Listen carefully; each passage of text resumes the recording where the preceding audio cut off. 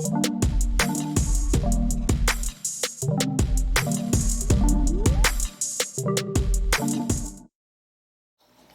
the heck is an NFT?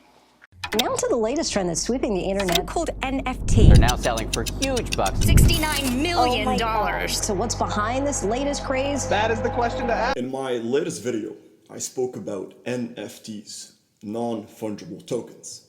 And if you're watching this video, it means that you either watched the previous video or watched some other videos on NFTs, and now you're ready for the big reveal. How the heck can you start making money off of NFTs? Well, it's a simple yet complex question because it has a lot of different pillars to take into consideration. First, if you have no ideas what NFTs are and you haven't really done quite a bit of research on them, I highly recommend that you do. Go watch the other video, the previous video, might be in the description link below. Go watch a lot of different resources to actually understand what NFTs are and how they work. But just a quick summary, non-fungible tokens are tokens or assets that are unique, just like the Mona Lisa. If you buy one, nobody can give you another Mona Lisa for the one you have because there's only one in the world. It's unique and replicas barely have any value. Same thing goes for NFTs. They are digital tokens, and a lot of people are saying, how can somebody sell a digital art for $69 million when I can just take a screenshot of it? Well, you can take a screenshot of the Mona Lisa and go print it and put it on your wall. Is it gonna have the same value as the real Mona Lisa? Of course not.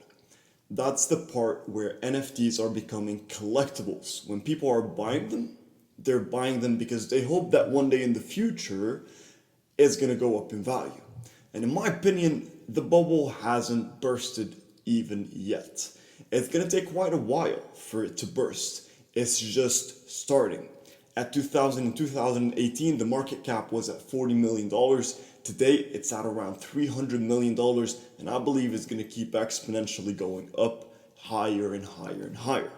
But without any further ado, let's get to 10 ways you can make money off of NFTs. Number 1, digital art. We all know that NFTs initially blew up because a piece of digital art containing 5,000 different images got sold for $69 million. Everybody was shocked. How can somebody buy a digital art for $69 million? Well, again, in their opinion, this is going to go up in value in the future. So one way to start making money off of NFTs is start getting into the digital art process. Start creating your own art. And there's a lot of ways to do it. Some people do their art on their iPads, some use Adobe, Photoshop, and a lot of different softwares to create digital art. There's literally countless softwares and devices you can use to create digital art and eventually sell it. Plot twist, it needs to be unique. Only one person can own it, and he's gonna have only one person can own it, and they're gonna have a certificate of ownership. Now that doesn't mean they have copyrights on it. You can still use it on your Instagram or YouTube, but they do own it without copyrights. I know that sounds complicated, but like NBA Top Shots, and we're gonna talk about that in a second, you can buy the media and they will give you a certificate of ownership, but you don't own any rights on the media. If somebody takes that media and uses it in a documentary, you cannot claim any royalties off of it, which is the biggest hiccup around NFTs that I think eventually needs to be fixed. Number 2 is licensed collectibles. So any kind of licensed collectibles, NBA Top Shots, that's a licensed collectible, and a very good example of it. LeBron James, NBA Top Shots sold for $380,000, which is a lot. And whoever bought it knows that in the future, they can sell it for a lot more. And the idea behind buying licensed collectibles doesn't stop at NBA Top Shots. A lot of football scenes are being sold. A lot of artists are jumping on NFTs and selling short clips to their fans. And we're going to talk more about that in a second. But obviously, when it comes to licensed collectibles, you gotta be ready to spend several $1,000s in order for you to buy one. But again, maybe in the future it's gonna sell for a lot more. So is it worth the risk? Maybe. Only time will tell. Number 3 is NFT video games. Right now, not a lot of video games has really included the concept of NFTs within the games, but I believe it's gonna be the next big thing. A lot of video game players are gonna have NFTs, collectibles that no other player has. And obviously they want it because it's going to make them unique, and eventually they can sell it to other video game players for a lot more money than they acquired it. Just like baseball cards. People bought them in the 1980s for cheap, and now they're selling for 20, 30, 40 times the original price, even more, right? Which is crazy, but same thing goes for NFTs. Since the entire world is moving into a digital stream, NFTs are going to be the next stream for collectibles and artists and auctions. The 4th way is virtual reality. I spoke in my previous video about a company called Earth 2.0, who was literally creating a simulation of planet Earth in the virtual reality world and then selling land, selling apartments, condos, houses, monuments. And those are all NFTs. They're selling unique pieces of digital art created in the virtual reality world to consumers. So they're selling an apartment for $500, $600, $700, but it's yours. It's unique and it's yours, and you can eventually sell it for more. So it's kind of, you're doing real estate in a virtual reality world by using NFTs, which is crazy to think about how far we came with technology. A 5th way to do it is go on OpenSea.io. It's a resource where plenty of people are selling their digital art, they're selling their NFTs, and they're selling them for a relatively cheap price. 0.01 Ethereum, 0.02 Ethereum, which is still quite a bit, but compared to a $69 million piece of art, the price is good. And what a lot of people are doing, they're going on OpenSea.io, they're buying a bunch of art, and then they're holding them, until further on in the future the price goes up, and then they sell them for profit. Others are just holding them because they like owning NFTs now. It's the next trend and people like it. They want to be unique, just like the NFTs are unique. The 6th way to do it, YouTube and blogging. This video itself is going to generate money because I'm talking about a topic that is very trendy.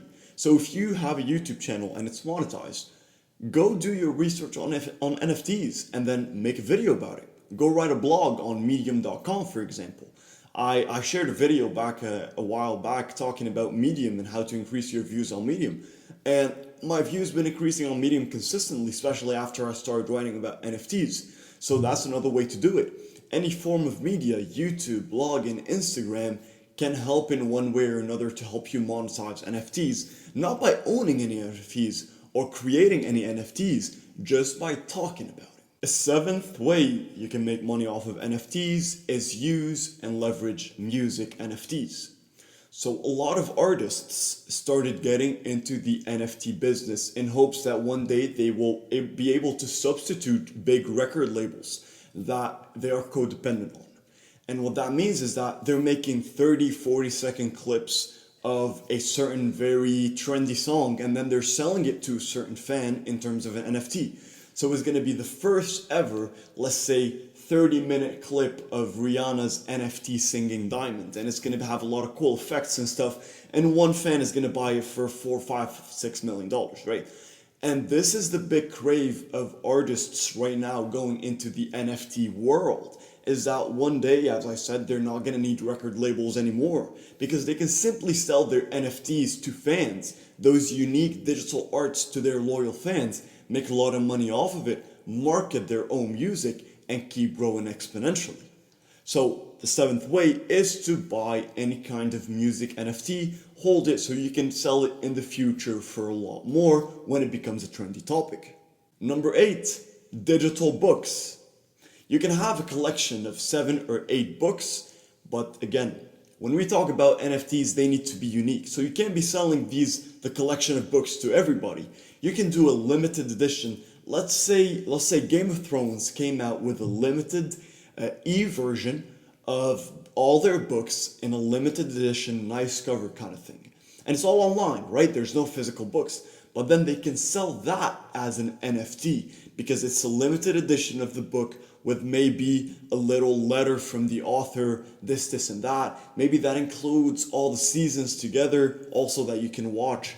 They make a bundle, a digital bundle, they combine it together in a mix of books and stuff, and then they can sell that as an NFT. So one thing you can do is, if you are somebody who writes books, somebody who makes videos, you can mix them up together and sell a collectible, produce an NFT yourself that you can sell to others on one condition, under one condition: it has to be unique. You can only sell it to one person, and they're gonna have a certificate of ownership that you need to issue out. Number 9 is online courses. As a lot of you know, I make a lot of online courses, and right now I can put a bundle of 80 of my courses into one course and sell it as an NFT in a limited time edition offer. I can literally do that. I'm actually in the process of doing it, because there's only one person who's gonna own a collection of 80 of my world-class courses, and then it's gonna be a limited edition with some extra videos that nobody has seen. But they're gonna pay a lot more for it because it is an NFT, it's a collectible, it's unique. And eventually, as my channel grows and as my work grows, this bundle is gonna grow automatically and eventually sell for a lot more. Or maybe somebody just wants to keep it and consume the content for themselves. And the 10th way, which is gonna blow your mind, is fonts. A lot of people are used to Times New Roman on Google Docs, and these are the basic fonts that we're used to. But sometimes you see somebody using a font and you're like, where the heck did they get it from? Well, the next game in NFTs is gonna be people creating unique fonts that you can buy. So imagine there's this very beautiful calligraphy-like font that an artist created, and you bought it for $5,000. Now you buy it and you install it on your keyboard, and now you're messaging your friends with this incredible font, and people are like, what is happening?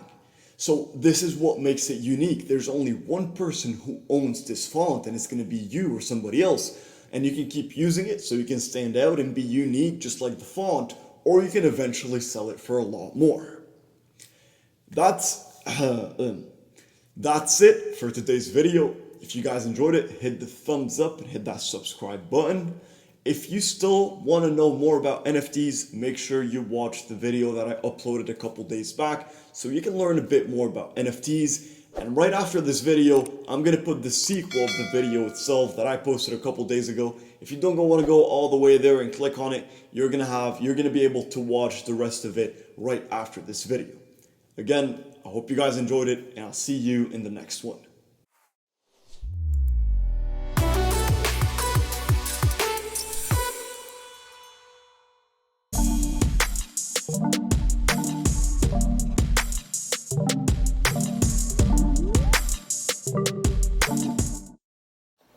What the heck is an NFT?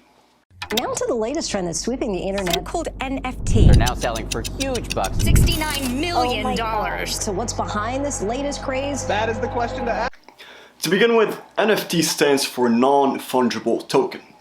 Non-fungible is another word to say non-replaceable. You can't replace it with anything similar. Now, what does that mean? If I give you, let's say $30,000, $40,000, you can give me back a Bitcoin, depending on where the price is that day, right? But if you give me a Mona Lisa, I can't give you back a Mona Lisa because it's non-fungible. There isn't any material assets out there in the world that are quite similar, which makes them unique. Non-fungible tokens are unique kind of tokens or assets, or digital assets, if you want to put it into the right perspective, that cannot be exchanged into its equivalent. The only way you can acquire an NFT is that if you spend its equivalent in terms of cryptocurrency payments, in terms of cash, in terms of whatever kind of payment you want to do. And the big example that really shocked the world and shed the light on the concept of non-fungible tokens is this digital NFT that was sold for $69 million. Now, when you take that into perspective, when you hear about people buying art for millions of dollars, it became kind of a norm, right? People go to auctions and they buy a lot of expensive pieces of art made by famous artists. And they do that mostly for tax sheltering purposes, some people for collectible purposes, others they just like art. It doesn't really matter. But when it comes to the idea of buying a digital art for $69 million, it becomes kind of ridicule. A lot of people are like, why would I spend that much money on it if I can just take a screenshot of it and save it on my phone? Well, when you acquire an NFT, what you get in return is a certificate of ownership. However, there's a little trick there. You have the certificate of ownership for the NFT, but you don't own any copyright on it. You don't own any rights on it in general. So one other big example is NBA Top Shots that took NFTs from zero to hero. And basically, this famous dunk of LeBron James against one of the opponents sold for $380,000. And people were shocked. Why would I spend $380,000 on a clip of LeBron James doing a famous dunk if I can just watch it on YouTube for free and watch it again and again and again? The video is just 12 seconds. Whoever bought it got a certificate of ownership. However, if I was to start a documentary and I took NBA's acceptance to use this LeBron James dunk in my documentary, the owner of the NFT can never claim any copyright on it, can never claim any royalties, can never claim anything, because technically they do not own the NFT. They own the certificate that on the blockchain of the public domain says that yes, this person in fact does own this NFT. But that's where it stops. And if it keeps going this way, this bubble, a lot of people are talking about the NFT bubble bursting, which I think is not true. I think NFTs need a lot of readjustments that might take NFT to a whole new level. But if it stays the way it is, the bubble is gonna burst and it's not gonna be a huge bubble. Now, a lot of people are asking, why would anybody spend hundreds of thousands of dollars on a 12-second clip of any of the NBA players where they can just watch it on YouTube for free? But that kind of ties back to the concept of golf cards and Pokemon cards, selling right now for millions of dollars even. Reason being is that they became collectibles. But there's a difference. Obviously, nobody can really replicate precisely a baseball card because it comes with a certain code and all that, so it makes it unique. But same thing goes for NFTs. They are unique, and eventually what people are trying to do is to hold these NFTs and eventually sell them for more. They wouldn't buy an NFT for $380,000 if they didn't, one, want to keep it forever and never give it to anybody else, or unless they thought it's going to go up even more in value, they can sell it and make a return on investment. But when we talk about NFTs, we're talking about a bubble that I know a lot of the mainstream media is saying that the bubble already bursted. That is not true. The media saw a lot of potential in NFTs, and I think what it's trying to do is it's trying to calm down the hype so that people don't jump on it right away and the bubble goes out of proportion. The big players, the whales, want to take advantage of NFTs before the mainstream people or average people start getting into it more and more and more. Same thing happened with cryptocurrency. Cryptocurrency has been here for a decade. Bitcoin 2009, 2010, and all of those different cryptocurrencies going up one after the other. But the average consumer didn't start investing in cryptocurrency until, 2015 all the way to 2020, 2021. That's when people actually started pouring more money into cryptocurrency, and now it became saturated. So NFTs really started at around 2018, where the market cap was around $40 million. And fast forward to 2020, the market cap reached almost $300 million. So you can see that it's gradually going up, and that's not where it's going to stop. Because when we're talking about NFTs, we're talking about the future of the digital world. Right now, LG, the technology and electronics company, partnered up with several other companies to make this digital canvas. So you know how you have one piece of art and you put it on the wall and it's just one piece of art that never changes? Well, a lot of companies right now are working on digital canvas. You put it on the wall and then you can use your smartphone through the app to change the art that's displayed on it. And eventually, People will be buying NFTs and they will be using those NFTs to display them on their digital canvas. Another example is the world of virtual reality. It is a digital world. Everything in it will be considered an NFT, a non-fungible token. Because you cannot really exchange anything in virtual reality if it's unique to its equivalent. Because when we say it's unique, that means there's no other assets like it or no other tokens like it. So the only way to exchange it is through its monetary value. There's a huge company called Earth 2.0. And what they're doing is they're recreating a simulation of planet Earth in the virtual reality world. They're selling properties, they're selling mansions, they're selling even a lot of monuments for people. Now they own them.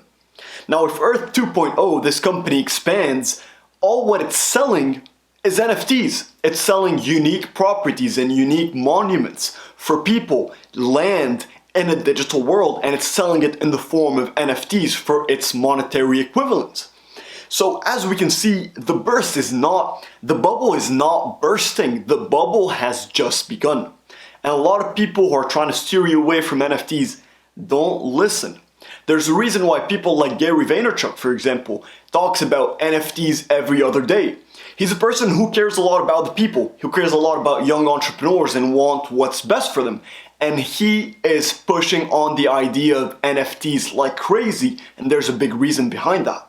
Eventually, NFTs will be better regulated.